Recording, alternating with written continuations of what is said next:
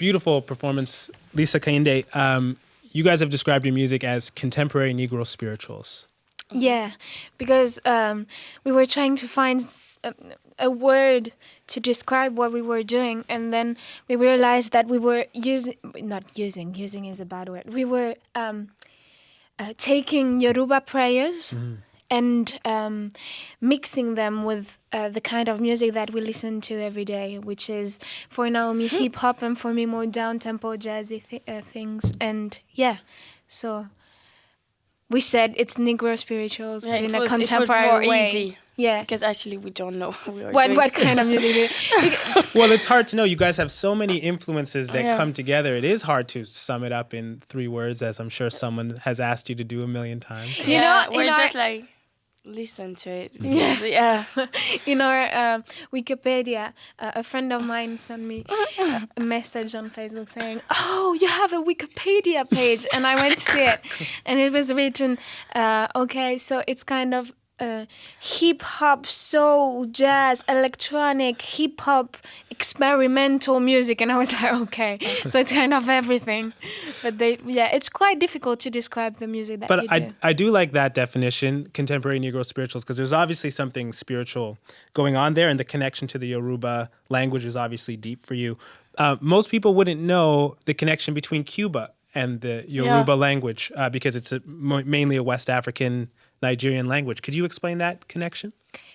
When the so Yoruba comes from Nigeria and Benin, and when the slaves were shipped to Cuba, the culture remained in Cuba, and you can find Yoruba culture in Brazil too, and of course in Cuba, and it's a huge part of the Cuban culture. There's really, it's salsa, rum, and Yoruba.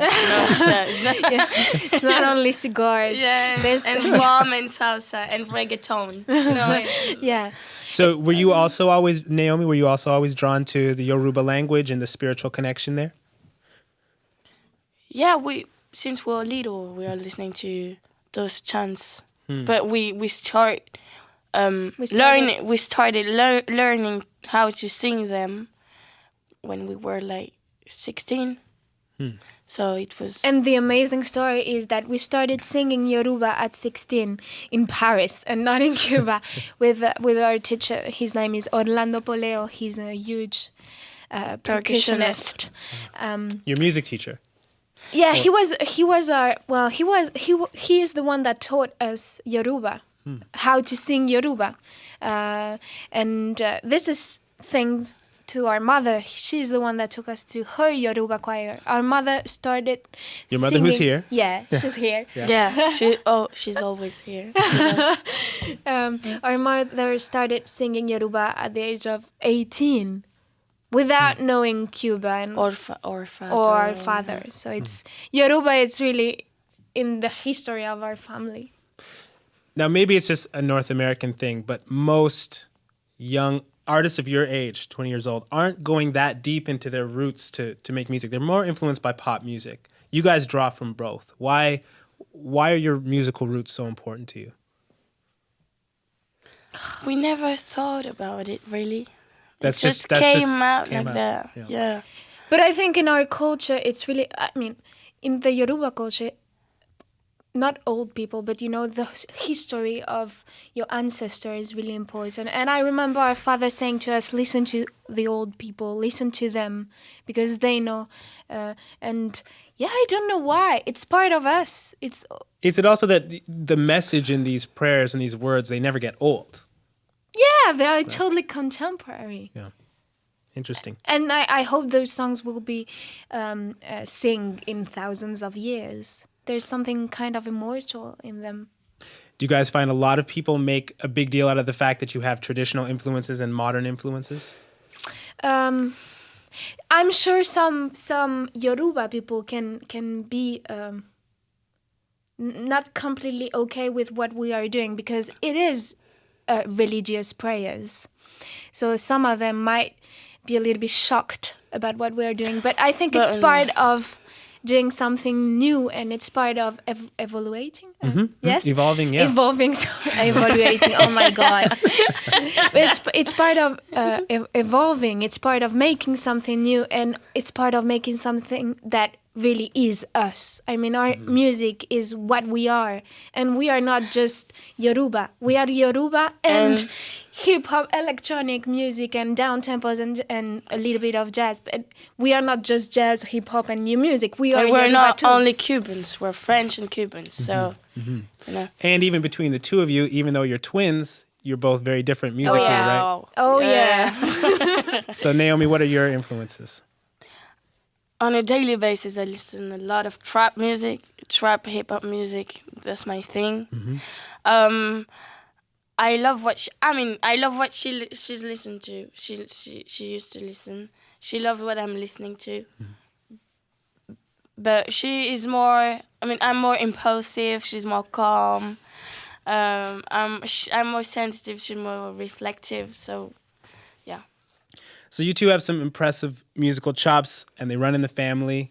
Your father was a member of the Buena Vista Social Club, the conga player Miguel Anga Diaz, who died in 2006. Lisa, how do you remember your father? He was the nicest. He was really a nice person. He used to smile always, to have a smile on his face. And we never really talked about music. I think the only music thing that we did together. We went to a lot of shows. I mean, we went to see him perform and to see a lot of people perform. But after that, the only thing we did musically together is one day he gave us 10 euros to Naomi and I, and he said, okay, now you can buy one CD in all of those CDs. You can buy whatever you want. And Naomi bought Shakira, and I bought Anastasia. And I think he was a little bit disappointed. But actually, we loved Anastasia. She's amazing. We loved her. And I remember dancing during like 2 weeks on the same tune. And I understand he never forced you to play music. No. Never. Actually, our mom, because we were seeing him on vacations, because he was living in Barcelona, so we were going there. And our mom always used to say to him, they have to play half an hour per day. Because he was like, okay. Yeah, because we were in music schools, and if you don't, if you don't practice, they call your parents saying, yeah, they don't practice. So okay, my father told her, okay. And every day he was like, do you want to play? And we're like, no. He was like, okay, let's go to the beach. So, he was not forcing us. I think maybe that's why he was we are being musicians, because, when you are forced, I don't know. It's not. It can take away the love sometimes. Yeah. When it's not natural, sometimes it takes away the love. You guys remember both your father and your sister, who died in 2013, on this album. How does it feel to honor them through this music? Great. Feels so great. Singing for them is a pleasure every night. And I think it definitely makes a difference. In your performance? In our performance and in our lives. Because we are remembering them every day. And it's not sad, Yeah. It's really a happy feeling to make an homage to someone. So it's good to remember them, but with music and with people, and always in... There's joy there. There's joy, and you appreciate what you are doing, and you appreciate them, and you're being thankful singing for them. I mean, they are always with us. They're all here. I wondered, Naomi, is there something special to doing that together, to honoring them with your sister? I'm putting you on the spot a little bit. Your question is... Is it special doing it with Lisa-Kaindé? Yeah, of course. As sisters? Yeah, of course. No, I wouldn't like to do this with someone else. By yourself or with someone else? By myself. No. No. To be an artist alone, it's really complicated. No way. I wouldn't do that. Lisa-Kaindé, I've read you've said that it's like these songs for your father and your sister. It's like living your pain again, but winning. At the end of every song, I'm like, I won a war. This pain is over. I thought that was This is beautiful. for every song, actually. And it's always like that. It's like psychoanalysis. Psychoanalyst. Yeah. Blah, blah, psychoanalyst. Yeah. But yes, you are winning, and you know that you will live the pain every night. But at the end, you're good. You are good, and you are feeling good, and you are sharing with people. So it's really good. People should sing.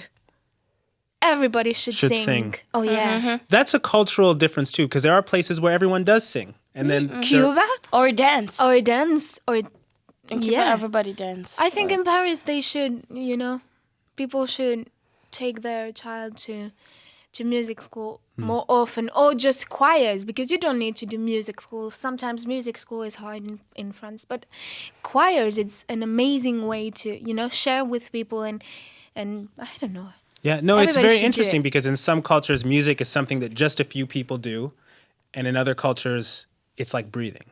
Yeah, but I think in Cuba it's like breathing because there's nothing else to do. There's no PlayStation, there's no there's no video cinema, games there's no unless you cinema. are rich. There's no cinema. Well, there's okay, but it's possible. But so people have lots of time, and what they do is they sing, they dance, they learn listen how to to play, music, they yeah. listen to music, they share. They rap. Yeah. Is that changing a bit though now with Cuba opening up? I think it's going a little bit to change. Let's hope not. Let's hope that will not change. Well, maybe not. I don't know. I hope. Okay, last question here. Naomi, I understand that sometimes things can get heated between the two of you. There can be screaming. How do you guys get through that? We love each other, so like it can be 5 minutes, it can be 1 hour, but at the end of the day, we're like in the same room, and I'm saying to her, I love you, and she's saying to me, I love you. It's family. Yeah. Well, thank you guys both for being here. It's a beautiful you. record, and Thank it's a you pleasure so to have you much. guys here.